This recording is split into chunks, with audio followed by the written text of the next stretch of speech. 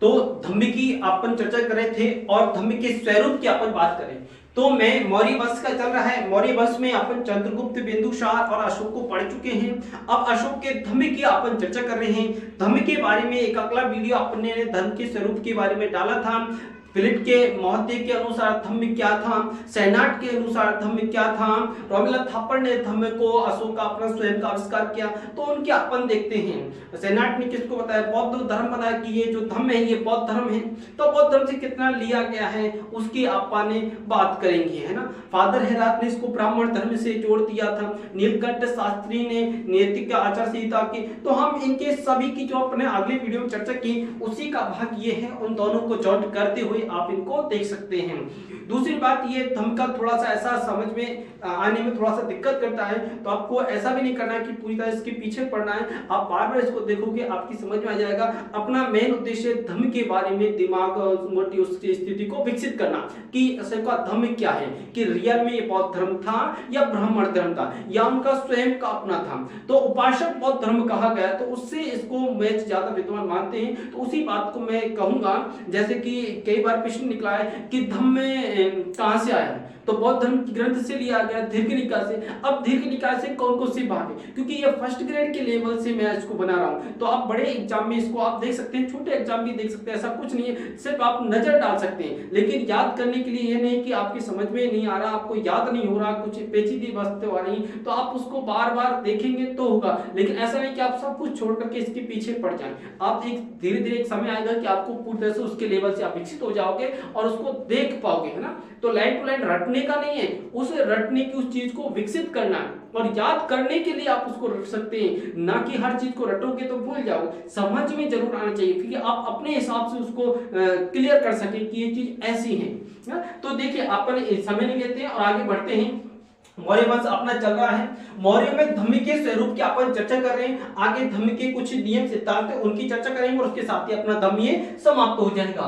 तो देखिए बौद्ध धर्म के मूल सिद्धांतों का उल्लेख होने पर भी अशोक के धम्म में बौद्ध प्रभाव दिखाई देता है। ठीक है, बौद्ध धर्म के मूल सिद्धांतों का उल्लेख न होने पर, जैसे कि मूल सिद्धांत बोलेंगे तो अशोक के धम्म में बौद्ध प्रभाव दिखाई देता है। अब इसका मतलब क्या हुआ आपको समझना है। देखिए इसमें एक शब्द क्या कह रहा है, बौद्ध धर्म के मूल सिद्धांत। बौद्ध धर्म के मूल सिद्धांत कौन से हैं? 4 आर्य सत्य। कौन से हैं? 4 आर्य सत्य, अष्टांगिक मार्ग, है ना। तो उसके जो बौद्ध धम्म संघ की जो बातें हैं वो इसके अंदर नहीं है। लेकिन ये सब कुछ उल्लेख न होने पर भी अशोक के धम्म को क्या कहा गया है? बौद्ध प्रभाव की, बौद्ध धर्म से निकला हुआ बौद्ध धर्म का प्रभाव इस पर दिखाई देता है। ये बात है। अभिलेखों में धम्म के स्वरूप में जो कुछ लिखा है, अभिलेख जो उसके लिखे हैं अधिकतर किससे संबंधित हैं? धम्म के स्वरूप से, चाहे मास्की का, गुजरात का हो या बैराट का अभिलेख हो, है ना। तो ये सभी भापुर का जो अभिलेख है राजस्थान में, वहां धम्म अभिलेखों में धम्म के स्वरूपों में जो भी लिखा है वह बौद्ध ग्रंथों से लिया गया। किससे लिया गया है? बौद्ध ग्रंथों से लिया गया। लेकिन बौद्ध ग्रंथ से लिया था, बौद्ध धर्म क्यों नहीं है? तो उसको बौद्ध धर्म क्यों नहीं मानते? क्योंकि वो बौद्ध धर्म है ही नहीं, क्योंकि लिया उससे है लेकिन पूर्णता से वो बौद्ध धर्म से मेरे नहीं कहा था। तो देखिए बौद्ध धर्म ग्रंथ किससे लिया? जो धम्म की जो बातें हैं अभिलेखों में जो अशोक ने की है, धम्म के संबंधित जो भी कुछ लिखा वो किससे लिया है? बौद्ध ग्रंथों से लिया। अब बौद्ध ग्रंथ कौन से हैं? दीर्घ निकाय। कौन सा है? दीर्घ निकाय और धम्मपद। इन दोनों ग्रंथों से धम्म की बातों को लिया गया और अशोक ने भारतीय समुदाय या पूरे अपने राज्य में उसने स्थापित किया था। अभिलेखों के माध्यम से उसको अपने दूतों के माध्यम से, महामात्रों के माध्यम से, है ना, युक्तों के माध्यम से उनका प्रचार करवाया था। अब देखिए दीर्घ निकाय की बात करते हैं तो दीर्घ निकाय के कुछ ग्रंथ, दीर्घ निकाय के कुछ भाग, उपभाग, उनकी बात करेंगे। तो दीर्घ निकाय बौद्ध धर्म का ग्रंथ है। दीर्घ निकाय क्या है दोस्तों? बौद्ध धर्म का ग्रंथ है। क्या है? दीर्घ निकाय बौद्ध धर्म का ग्रंथ है। और इस बौद्ध धर्म के ग्रंथ की भाग को देखेंगे, जिसका एक भाग है राहुलोवाद सूत्र। कौन, क्या नाम है? राहुलोवाद सूत्र। एक बार फर्स्ट ग्रेड में पूछा गया कि बौद्ध धर्म का जो दीर्घ निकाय किससे लिया गया, राहुलोवाद सूत्र आया था। तो मैं थोड़ा डिटेल में इसलिए लेके चला हूं। राहुलोवाद सूत्र अथवा इसको अपन क्या कह सकते हैं, सिगालवाद सूत्र, सिगालवाद सूत्र है। तो ये बौद्ध दीर्घ निकाय के ही भाग हैं जो उसकी शाखाएं हैं। लखन सूत्र, क्या नाम है, लखन सूत्र। याद करने में टफ होंगे लेकिन आप 2-3 बार देखेंगे तो आपको समझ में आने लग जाएंगे। चक्रवर्ती श्रीनाथ सूत्र, एक ही है ये, चक्रवर्ती श्रीनाथ सूत्र, चक्रवर्ती श्रीनाथ सूत्र नामक जो ये उपभाग हैं उनसे धम्म से संबंधित हैं। ये धम्म से संबंधित है, या आप कह सकते हैं धम्म को इनसे निकाला है अशोक ने।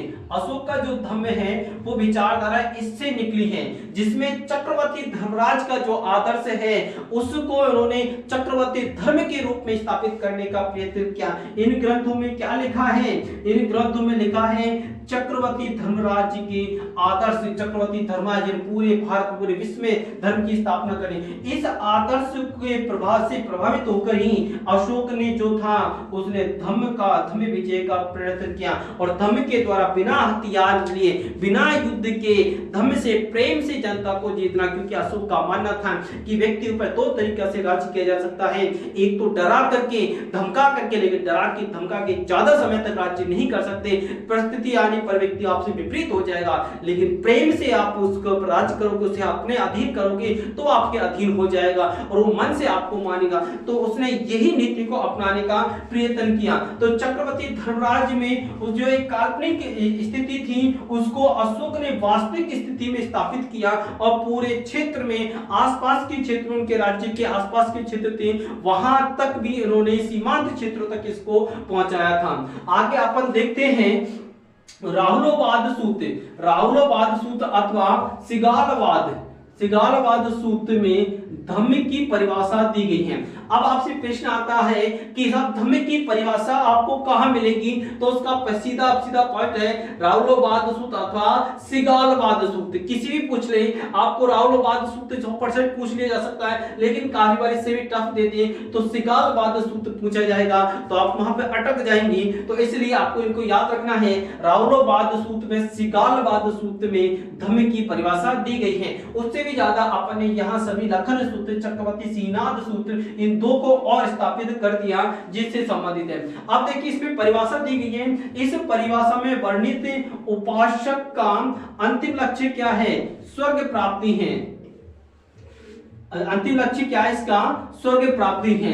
यानी कि इसमें जो वर्णित है, जो अंतिम लक्ष्य है वो क्या है, स्वर्ग प्राप्ति है, न कि निर्माण। अब देखिए बौद्ध धर्म का जो अंतिम लक्ष्य वो क्या है, निर्माण प्राप्त करना। बौद्ध धर्म का अंतिम लक्ष्य क्या है, निर्माण प्राप्त करना। लेकिन अशोक के धर्म तो निर्माण प्राप्त करने की बात ही नहीं करता, वो तो किसकी बात करता है, स्वर्ग की बात करता है। तो सिगालवाद सूत्र में, राहुलोवाद सूत्र में जो धम्म की परिभाषा दी गई है उसमें क्या है, इसके उपासकों के लिए, जो बौद्ध धर्म के जो अनुयायी थे, महात्मा बुद्ध ने अपने उपासकों के लिए जो उन्होंने नियम बनाए उस नियमों को राहुलोवाद सूत्र सिगाल यानी कि दीर्घ निकाय में उन्होंने लिखा, जिसमें उन्होंने स्वर्ग की बात की थी। उसी बात को यहाँ लिया गया है और अंतिम उपासक के रूप में उन्होंने स्वर्ग की प्राप्ति की कामना की है कि स्वर्ग की प्राप्ति होनी चाहिए, ना कि निर्माण प्राप्ति की उन्होंने कामना की है। तो मध्यम मार्ग अपनाने का प्रयत्न किया।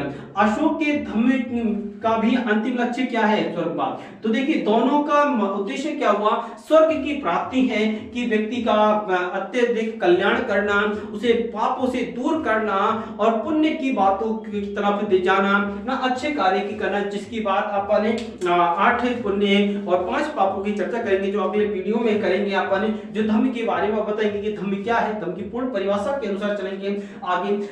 छठा पॉइंट है अपना सर्वाधिक मान्य तर्क। अंत बात में जो सर्वाधिक मान्य तर्क है वो अशोक के धर्म का क्या है, उपासक बौद्ध धर्म है। अशोक के धर्म का क्या है, उपासक बौद्ध धर्म से प्रभावित है।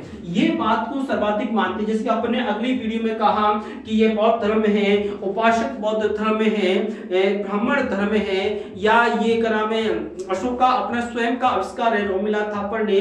तो उसकी जो चर्चा है उसमें हम सबसे जो महत्वपूर्ण मानते हैं उपासक बौद्ध धर्म को मानते हैं, अशोक के धम्म को इससे सर्वाधिक प्रमाणित इतिहासकार इस बात को मानते हैं। अब अपन धम्म की बात करते हैं अरामीक लिपि में। कौन सी लिपि है? अरामीक लिपि में। पश्चिमोत्तर के जो उनके अभिलेख हैं वो अरामीक लिपि में लिखे गए हैं। इसमें धम्म नहीं लिखा उन अभिलेखों में। धम्म की जगह कौन सा शब्द है? दात शब्द है। इनमें धम्म की जगह कौन सा शब्द है? दात शब्द लिखा हुआ है। अब बात ये आती है गुरुजी तो दात शब्द है, दात शब्द का अर्थ क्या होता है? तो इसका अर्थ होता है प्रथा। दात शब्द का अर्थ क्या होता है? अपने जो ब्राह्मी लिपि में है वहां क्या लिखा हुआ है? धम्म लिखा हुआ है, लेकिन अरामीक लिपि में धम्म के स्थान पर क्या लिखा है? दात। और दात का अर्थ होता है प्रथा, दात का अर्थ होता है कानून, दात का अर्थ होता है कसित। कसित माने होता है सत्य, कसित माने क्या होता है? सत्य। तो दात का अर्थ क्या हुआ? प्रथा, यानी कि नियम चलाना, कानून बनाना। कसित माने सत्य, सत्य के मार्ग पर ले जाना। तो अशोक के धम्म का उद्देश्य ये था, सत्य बोलना, सत्य के मार्ग पर चलाना। अरामीक भाषा में, यूनानी भाषाओं में इसको क्या लिखा गया है? जो यूनानी भाषा में धम्म के लिए कौन सा शब्द इस्तेमाल हुआ है? यूसेबिया। यूसेबिया शब्द का उपयोग। कौन सा शब्द? यूसेबिया। अब यूसेबिया का अर्थ क्या है? न्याय व सत्यता। यूसेबिया का अर्थ क्या है? न्याय व सत्यता। तो वीडियो अच्छा लगे, ज्ञानवर्धक लगे तो सब्सक्राइब जरूर कीजिए। मेरे वीडियो को देख तो रहे हैं लोग, लेकिन सब्सक्राइब कम कर रहे हैं, तो कृपया करके आप इसे सब्सक्राइब कीजिए। सब्सक्राइब का कोई चार्ज नहीं लगता। मेरे चैनल को मोनेटाइज करा दीजिए, ये मेरी आपसे रिक्वेस्ट है। धन्यवाद।